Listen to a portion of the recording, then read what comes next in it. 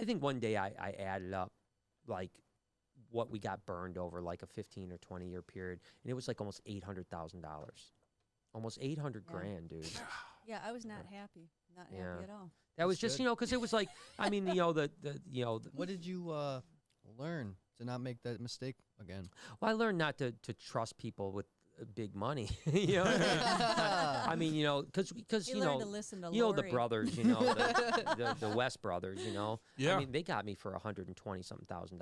Wow. Yeah. You know what? Good story about those guys. So they're at the Dallas show, and I go by the check-in area, and there's a backpack laying there. So I pick it up, and I'm like, fuck is in this thing? I unzipped it.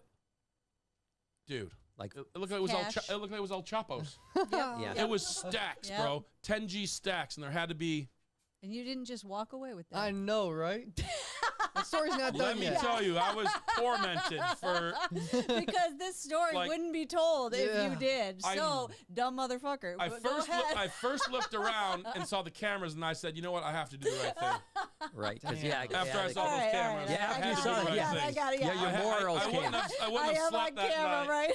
If it was on camera. And so, I go There's and proof. Never so mind. I find the one brother, and he's like, "Oh, that's my brother's," and he's like, just takes it, and I'm like, "You're welcome, motherfucker." Right. Yeah, right. Could you not unzip it and flip me something out of there? I should have just taken one and said, "Fuck you, here's the bag." Yeah. But whatever, that's just not my style. So I give it to him. Anyway, so then literally either the same show or the next show, Lindy leaves a bag laying around, something similar like that, and I go to Linda. I call him Linda because he was supposed to be born a girl. Oh, I didn't even know and that. so his name was going to be Linda. Oh. That's why I call him Linda. Oh, I didn't even know that. No, that's an inside story. Did not know that. Yeah. All right. Well, Linda.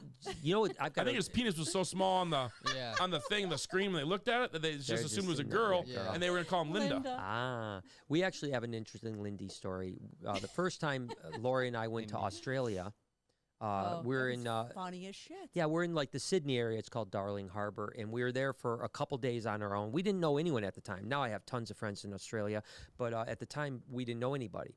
The promoters flew us in because we were going to be the guests at the show, and they gave us 2 days in this condo in Darling Harbour to just kind of sightsee. So we get there, we know nothing, we know nobody at all, and we're literally walking across the Darling Harbour Bridge, and Lindy is sitting there. Yeah, we look at each other and I was like, fucking A. That looks like Lindy. That looks like Lindy. That sure does. And then next thing you know, he's like, hey.